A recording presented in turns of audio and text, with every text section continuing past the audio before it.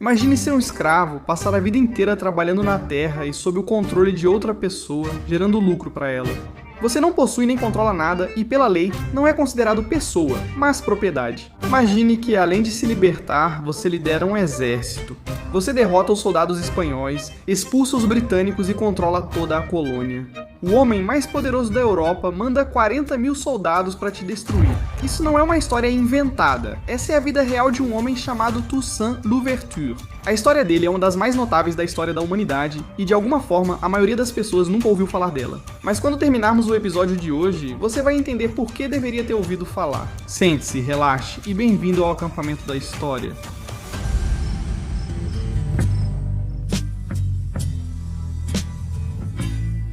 Olá pessoal, bem-vindos de volta ao acampamento da história. Sou Marc Gagnon, obrigado por estarem na minha tenda. Toda semana, exploramos as histórias mais interessantes, fascinantes e polêmicas de todo o mundo, de toda a história, de todos os tempos, para sempre. Sim, essa é a minha tentativa de entender tudo o que já aconteceu neste planeta, e já aconteceu muita coisa.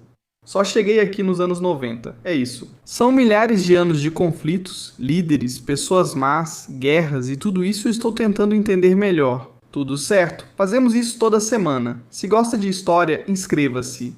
Agora, eu não estou aqui sozinho na minha tenda. Obviamente estou acompanhado do único e inigualável grego maluco, relaxando lá na casa na árvore. Como você está, Cristos? Tudo bem?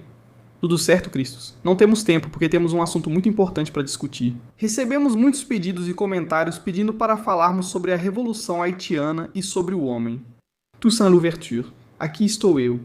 Fiz uma pesquisa detalhada para entender tudo sobre esse cara e sua importância. Agora deixe-me dizer que minha pronúncia não é perfeita. Certo, temos todos os tipos de diferentes forças coloniais. Você tem, sabe, o crioulo haitiano tradicional, tem francês, espanhol, inglês. Não sou muito bom nisso, então vou errar algumas palavras, mas tentarei o meu melhor. Toussaint Louverture é um cara fascinante, tudo bem, mas por onde começamos? Deixa eu te levar para o Caribe nos anos 1700, beleza? Existe uma pequena ilha chamada São Domingos, e agora ela é neste momento a colônia mais valiosa da Terra. Ela produzia mais açúcar, café e algodão que qualquer outro lugar nas Américas, e os donos de plantações franceses viviam como reis. Agora por trás de toda essa riqueza havia literalmente um pesadelo, certo? Quase 500 mil de africanos escravizados trabalhavam nos campos. Nem sei se os americanos realmente sabem disso. A maioria dos escravos africanos foi levada ao Caribe, o que parece evidente. Olhamos o Caribe hoje e vemos a diáspora africana, mas como americanos, achamos que tudo veio para cá. A maioria foi para a América do Sul, especialmente Brasil e Caribe.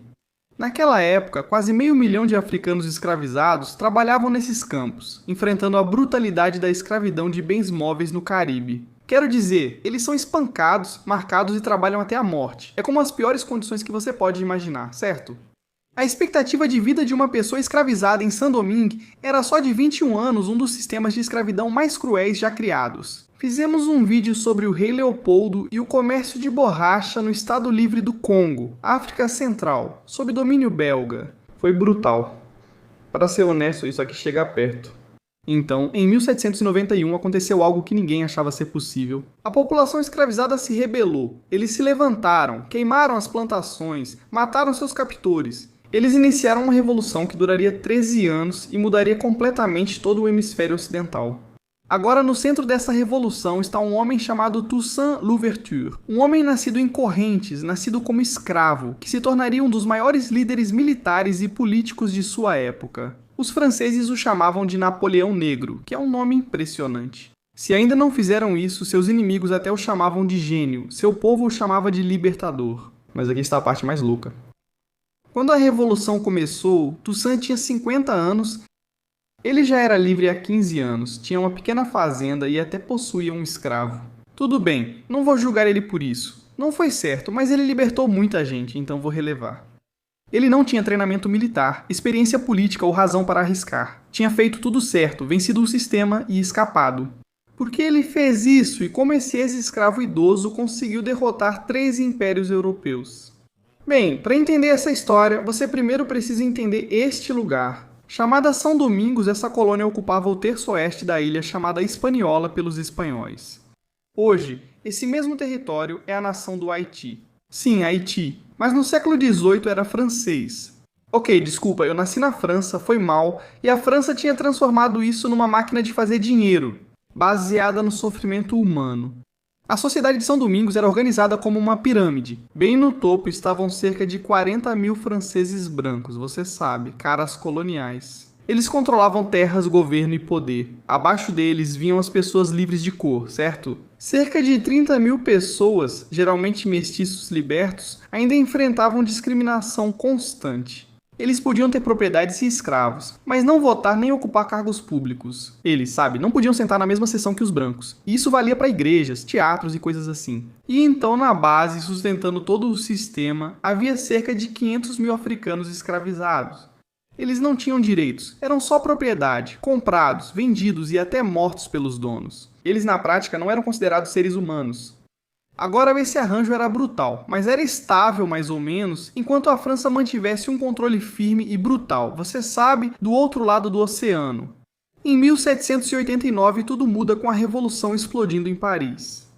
O povo francês derruba seu rei e declara que todos os homens nascem iguais e livres. Revolução Francesa. Procure saber mais sobre isso. Eles publicam a Declaração dos Direitos do Homem, um dos documentos legais mais importantes de todos os tempos. E as notícias viajavam devagar naquela época. Em 1791, todos em São Domingos já sabiam o que ocorreu na França e entendiam o problema. Na França, todos falavam sobre igualdade e como todos os homens são iguais e etc. Se todos fossem realmente iguais, a escravidão não existiria. E se essa declaração realmente significasse o que dizia? Então toda essa colônia francesa foi construída sobre uma mentira. Os colonizadores brancos viram uma chance. Talvez pudessem se separar da França e comandar tudo sozinhos, sem papo de igualdade, certo? Eles não vão deixar a ideia de igualdade de algum filósofo francês atrapalhar, você sabe, um bom e velho esquema brutal de escravidão. Pessoas de cor viram uma oportunidade de conquistar os mesmos direitos dos brancos. Mas nenhum grupo prestou atenção à maior população que estava nos campos fazendo o trabalho. Nos alojamentos e florestas onde se escondiam, os escravizados de Saint-Domingue faziam seus próprios planos. Toussaint nasceu em 1743 na plantação de açúcar Breda, perto da capital colonial, o Cap. Seus pais eram africanos escravizados, por isso nasceu na escravidão, e recebeu o nome Toussaint Breda, referência à plantação onde nasceu. Sabemos muito pouco sobre sua infância, pois registros desse período são escassos. E você sabe, pessoas escravizadas raramente apareciam em documentos oficiais, exceto, como você sabe, apenas como uma marca de contagem de propriedade. O que sabemos vem de relatos posteriores, muitos escritos após a fama de Toussaint. Segundo a maioria dos relatos, Toussaint era estranhamente sortudo. Seu dono, a plantação Conte de Breda da família Breda, era por algum motivo menos cruel que a maioria das demais plantações. Toussaint pôde aprender a ler e escrever, habilidades proibidas para quase todos os outros escravizados. Toussaint também aprendeu sobre medicina e ervas, provavelmente por tradições africanas transmitidas pela comunidade escravizada. Em vez de cortar cana-de-açúcar, Toussaint foi cocheiro e depois treinador de cavalos. Essas eram posições qualificadas que o mantinham fora dos campos, onde a maioria das pessoas escravizadas realmente sofria diariamente e morria o tempo todo. Em 1776, aos 30 anos, Toussaint conquistou a liberdade em sua plantação. Agora, isso é bem raro, mas não é algo inédito. Alguns dos proprietários de plantações libertavam escravos leais como recompensa, ou porque eles eram, você sabe, filhos dos próprios proprietários ou algo assim. Como homem livre, Toussaint levou uma vida tranquila. Casou-se com Susana Simão Batista Louverture e teve 2 filhos. Ele tinha uma pequena plantação de café e até comprou uma pessoa escravizada para trabalhar em sua terra. É um fato estranho e desconfortável, como já disse, mas documentado. Então, por 15 anos, Toussaint viveu esse tipo de vida intermediária, certo? Ele não é mais um escravo, mas também não é realmente livre, certo? Ele existe em uma sociedade que é construída inteiramente sobre a escravidão. Cercado por milhares ainda acorrentados, ele compreende o sofrimento deles melhor que a maioria na ilha. E além disso, ele também não tem todos os direitos da classe colonial. Quando a Revolução chegou a Saint-Domingue, Toussaint tinha 50 anos. Ele já tinha passado da idade em que, você sabe, a maioria das pessoas vai mudar de vida ou fazer alguma loucura, certo? Ele estava chegando perto da idade de se aposentar. Ele tinha propriedades, uma família e estava bem, certo? Ele estava tranquilo. Mas ainda assim, quando o fogo começou a queimar e a agitação começou a realmente crescer, Toussaint fez uma escolha que mudaria a história desta ilha. Na noite de 14 de agosto de 1791, Pessoas escravizadas de plantações da planície do norte se reuniram na floresta Boacamon para uma cerimônia de vodú. E eles realmente fizeram um juramento de sangue. E o juramento basicamente era que eles se levantariam juntos, que lutariam pela liberdade ou morreriam tentando. E uma semana depois, em 21 de agosto, a revolução começa. Milhares de pessoas escravizadas atacaram plantações no norte. Eles mataram seus antigos donos, queimaram os campos e os prédios, libertaram todos que encontraram acorrentados. Em poucos dias, a planície do norte, região agrícola mais rica do Caribe, é tomada pelo fogo. Quero dizer, você pode imaginar o custo, né? Tudo isso.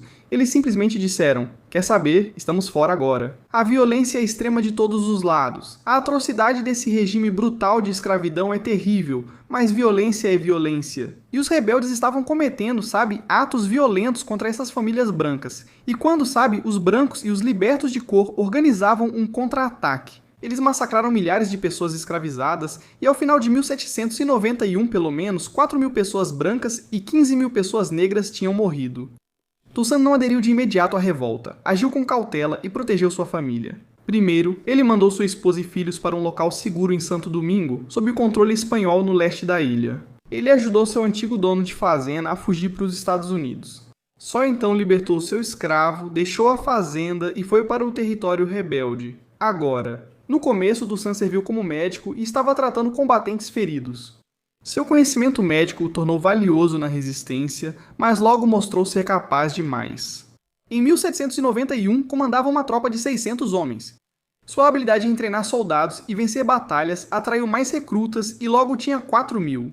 O que diferenciava Toussaint, em sua opinião? Enquanto outros líderes rebeldes confiavam na fúria e no número de pessoas, Toussaint era extremamente estratégico e muito inteligente em questões de guerra. Ele havia estudado táticas militares europeias e impunha uma disciplina rigorosa. Diferente de muitos comandantes, ele mostrava misericórdia aos inimigos capturados. Nesse período, Toussaint adotou o sobrenome Louverture, que significa a abertura, provavelmente aludindo à sua habilidade de achar brechas nas defesas inimigas. E lá estava Toussaint Louverture, o ex-escravizado que se tornava general. Ele também fez parceria com Jean-Jacques Dessalines, um ex-escravizado cujo ódio pelos brancos, como você sabe, veio de uma história de trauma e sofrimento. Dessalines era brutal e de muitas maneiras implacável. Ele aterrorizava inimigos, mas com a disciplina e habilidade política de Toussaint era muito eficaz. Juntos controlavam quase toda a região norte da colônia. A dúvida agora era, o que eles fazem? Em 1793, Saint-Domingue era um campo de batalha entre 3 impérios europeus, certo? A França estava tomada pela Revolução em Paris. O governo radical em Paris executou o rei e iniciou o reinado de terror contra seus inimigos. Ninguém tinha tempo para se preocupar com uma colônia caribenha distante. A Espanha, que dominava Santo Domingo na parte leste da ilha, viu aí uma oportunidade. Os oficiais espanhóis entraram em contato com os líderes rebeldes e lhes ofereceram um acordo. Disseram, lutem pela Espanha e nós respeitaremos sua liberdade. A maioria dos comandantes rebeldes aceitou isso, incluindo Toussaint. Ele se tornou um oficial do exército espanhol, liderando suas tropas contra as forças francesas restantes. Agora, por volta dessa época, os britânicos também invadiram, vendo esse caos como uma oportunidade, e assim tomaram cidades portuárias ao longo da costa. Os britânicos queriam a riqueza de Saint-Domingue. Então agora, a colônia estava sendo dilacerada por esses 3 impérios diferentes e vários exércitos rebeldes, além do conflito contínuo entre brancos e pessoas livres de cor. Tudo estava caótico, até que algo inesperado ocorreu. Um oficial francês chamado Leger Félicité Santonax chegou com ordens para salvar a colônia. Em 29 de agosto de 1793, Santonax tomou uma decisão radical e declarou livres todas as pessoas escravizadas no território francês. A princípio, Toussaint não acreditou, pois os franceses já haviam quebrado várias promessas e tratados. Mas nos meses seguintes, o governo em Paris confirmou esse decreto e em fevereiro de 1794, a Convenção Nacional aboliu oficialmente a escravidão em todas as colônias francesas. Isso é enorme, muda tudo, não é? A Espanha e a Grã-Bretanha ainda praticavam a escravidão, mas a França, ao menos naquele momento, não. Em maio de 1794, Toussaint anunciou que mudava de lado e passava a lutar oficialmente pela França. Essa decisão foi de mestre, quero dizer. O exército de Toussaint desceu das montanhas e esmagou as forças espanholas. Generais que o lideravam semanas atrás agora fogem. Diante do avanço dele, e em 1795, a Espanha havia renunciado à sua reivindicação sobre toda a ilha. Toussaint concentrou sua atenção nos britânicos por 3 anos. Ele os desgastou com ataques constantes enquanto a febre amarela devastava suas tropas. Em 1798, a Grã-Bretanha estava pronta para partir. O acordo que Toussaint negociou revelou sua crescente sofisticação política, certo? A Grã-Bretanha concordou em se retirar e retomar o comércio com Saint-Domingue. Toussaint prometeu não levar a rebelião à Jamaica, colônia escravocrata britânica próxima. Agora, em apenas 4 anos, Toussaint havia derrotado 2 impérios europeus e agora controlava a colônia mais valiosa do Caribe. Com os inimigos fora, Toussaint teve seu maior desafio. Após expulsar os opressores, como criar uma nova sociedade? Ele poderia ter se vingado, certo? Os donos de plantações brancos que chicotearam, torturaram e mataram seu próprio povo por gerações. Líderes rebeldes queriam a morte de todos os brancos, mas Toussaint escolheu outro caminho. Ele convidou os proprietários a retomarem suas terras e garantiu que ninguém seria punido por crimes antigos. Ele declarou que brancos, pessoas livres de cor e ex-escravizados viveriam juntos, todos como iguais. Para a população livre, Toussaint criou um compromisso. Eram livres por lei, não podiam ser possuídos, mas precisavam voltar às plantações e trabalhar por salários. Eles receberiam pagamento, surras eram proibidas e após um tempo de trabalho poderiam ir para onde quisessem. Agora não era perfeito, certo? Muitas pessoas livres sentiam que simplesmente trocaram uma forma de escravidão por outra. Toussaint achava que a colônia precisava retomar a produção de açúcar, ou todos passariam fome. Se não tivessem exportação ou economia, o que fariam? Em 1801, Toussaint controlava toda a Hispaniola, inclusive invadiu Santo Domingo Espanhola e libertou os escravizados. Ele reconstruía estradas, reabria escolas e buscava restaurar a economia ao máximo, só não no nome. Ele era o governante de uma nação independente, certo? Estava completamente sob o controle dele. Mas lembre-se, os franceses ainda controlam tecnicamente a colônia no papel. E do outro lado do oceano, uma nova e diferente ameaça está surgindo. Veja, Napoleão Bonaparte tomou o poder na França. Certo, e ele sonhava com um vasto império, algo maior do que ele jamais poderia imaginar nas Américas. Controlar o mundo inteiro, e Saint-Domingue era central para esse plano. E ele não podia tolerar que um ex-escravo controlasse uma das joias da coroa do projeto colonial francês. No final de 1801, Napoleão enviou seu cunhado, o general Charles Leclerc, com cerca de 20.000 soldados para retomar Saint-Domingue. Após Napoleão restaurar a escravidão nas colônias francesas, a coalizão de Toussaint começou a ruir. Os colonizadores brancos receberam bem os franceses, enquanto pessoas de cor livres, ainda ressentidas por conflitos anteriores, muitas vezes se uniram a eles, inclusive muitos libertos. Pessoas frustradas com as políticas de trabalho de Toussaint realmente não se mobilizaram em sua defesa. E talvez o mais devastador de tudo, Dessalines, um dos generais mais temidos de Toussaint, seu braço direito mudou de lado e se juntou aos franceses, e após meses de combates, Toussaint negociou uma rendição. Leclerc prometeu que a escravidão não voltaria, e Toussaint depôs as armas e se retirou para sua plantação. Mas o problema de fazer um acordo com Napoleão e os franceses nessa época é que era uma armadilha. Em junho de 1802, soldados franceses prenderam Toussaint e o enviaram para a França, e Napoleão o aprisionou em uma fortaleza gelada no alto das montanhas Jura. Os guardas negaram-lhe comida adequada, aquecimento e atendimento médico. Em 7 de abril de 1803, Toussaint Louverture morreu sozinho na cela. Ele tinha aproximadamente 60 anos quando morreu. Antes de morrer, Toussaint teria dito: "Ao me derrubarem, vocês não fizeram mais do que cortar o tronco da árvore da liberdade negra. Em Saint-Domingue, ela surgirá de novo das raízes, que são muitas e profundas, e ele fez bem em voltar para lá." Esse general Leclerc lançou uma campanha de terror contra a população negra, mas sua brutalidade teve um efeito catastrófico e contrário.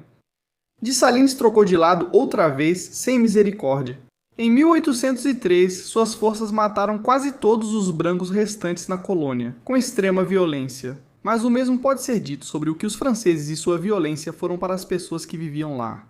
O próprio Leclerc nunca viu o fim, pois a febre amarela acabou matando-o. Em novembro de 1802, agora em 1º de janeiro de 1804, Dessalines declarou a independência. Ele renomeou a nação como Haiti, ou Haiti, recuperando o nome indígena que o povo taíno usava antes da chegada de Colombo. Os escravizados de Saint-Domingue fizeram o que todos diziam ser impossível, derrotaram uma superpotência europeia e reconquistaram sua liberdade. O Haiti se tornou a primeira república negra livre da história e apenas a segunda nação independente no hemisfério ocidental depois dos Estados Unidos. Desde então, a história do país tem sido difícil, marcada por dívidas, instabilidade política, interferência estrangeira e desastres naturais. Mas o Haiti nunca mais pertenceu aos franceses, e seu povo, no final das contas, permaneceu livre. Nada disso teria ocorrido sem Toussaint Louverture. Ele uniu rebeldes em exércitos organizados e venceu Espanha, Grã-Bretanha e França. Ele tentou criar uma sociedade onde ex-escravizados e ex-donos de escravos fossem iguais. Embora tenha falhado, o sonho ainda importa, não é?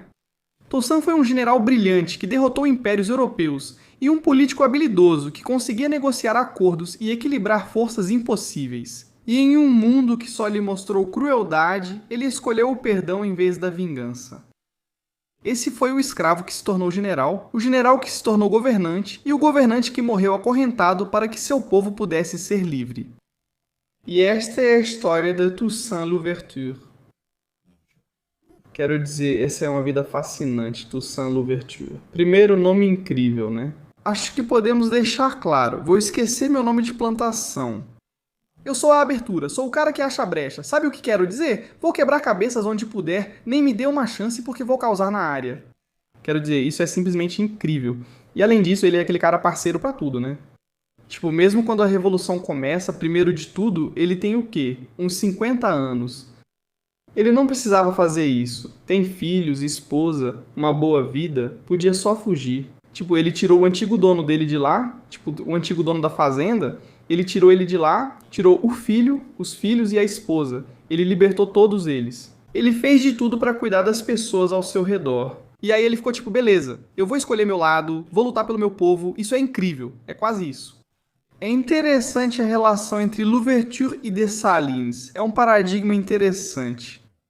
Porque um cara é mais diplomático, pacificador, estratégico, muito inteligente e, sabe, calculista. O outro cara é mais brutal, feroz e, sabe, definitivo, ele simplesmente existe.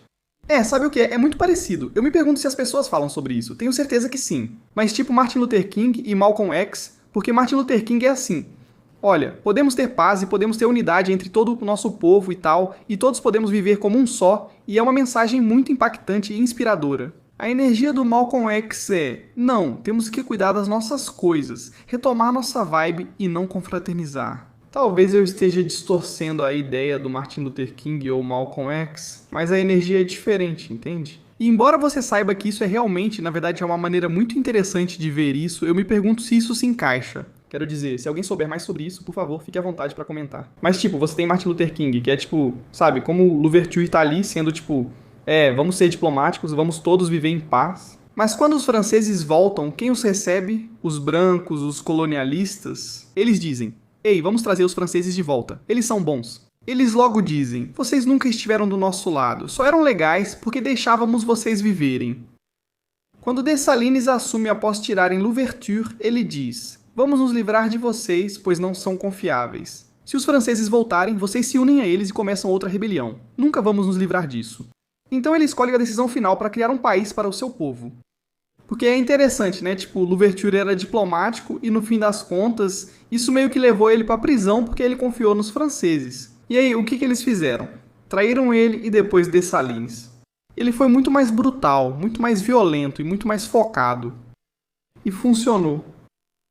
É realmente interessante, sabe? Um é admirado e o outro é temido. E parece que para essa resistência realmente funcionar, você precisava dos dois. Não podia ter só um, precisava dos dois. Precisava. Tipo, o cara que faz as coisas acontecerem, que é eficaz. E aí você precisa, tipo, do cara pacificador que consegue passar uma boa mensagem, tentar manter tudo calmo e deixar todo mundo feliz. Sim, é um paralelo interessante porque Martin Luther King e Malcolm X não governaram um estado, mas esses caras governaram.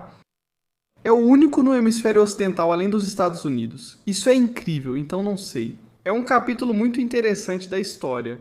É interessante como Napoleão estava tão focado em recuperar isso. Eles os enfrentaram e depois fizeram um acordo. Nos deem nosso espaço, isso é incrível.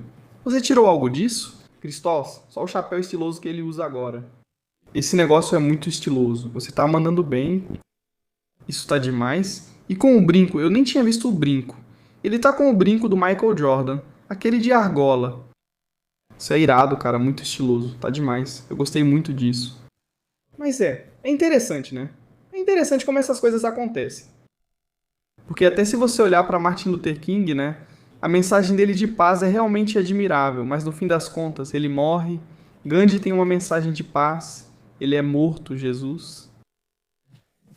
As pessoas que dizem vamos apenas nos amar e ser legais uns com os outros acabam sendo eliminadas. Os bonzinhos ficam por último, é. Dessalines, pelo que dizem, não sei se era legal, mas fez o que precisava. O que significa ser bom? Quem é o cara bom? É um paradigma interessante, especialmente Dessalines ter se aliado aos franceses. Quero saber como os haitianos contam essa história. Eu preciso perguntar aos meus amigos haitianos, eles cresceram na Flórida, tem tantos. Em certo momento, quando eu fazia stand-up na Flórida, todos os comediantes com quem eu fazia stand-up eram haitianos, todos eles. Vou lá e pergunto, ei, o que vocês sabem disso? É muito interessante. Para os haitianos assistindo, amo vocês, Sapacé. Obrigado por verem. Espero ter honrado isso. Se eu deixei passar alguma coisa, por favor, deixe um comentário. YouTube, Spotify, eu leio todos eles. Não sou estudioso, só um cara com Wi-Fi, então algumas coisas vão passar batido. Então, por favor, deixe um comentário e eu adoraria dar uma olhada nisso. Se você não sabia disso, não entendia ou desconhecia talvez a única rebelião de escravos bem-sucedida da história, é fascinante, né? Que a história é incrível. Me diga o que você achou, deixe um comentário. Se você gostou deste episódio, por favor, inscreva-se no History Camp. Isso realmente significa muito. Se gosta de mergulhos profundos em religião, temos o Religion Camp. Para outros temas variados, também há opções. De conspirações a temas militares e muito mais. Confira o Camp Gagnon. Também temos entrevistas longas com pessoas muito mais inteligentes do que eu, verdadeiros especialistas na área, que explicam as coisas de um jeito que até meu cérebro limitado consegue entender. Veja Marc Gagnon ao vivo na estrada. Passarei por várias cidades no ano novo e quero cumprimentar você.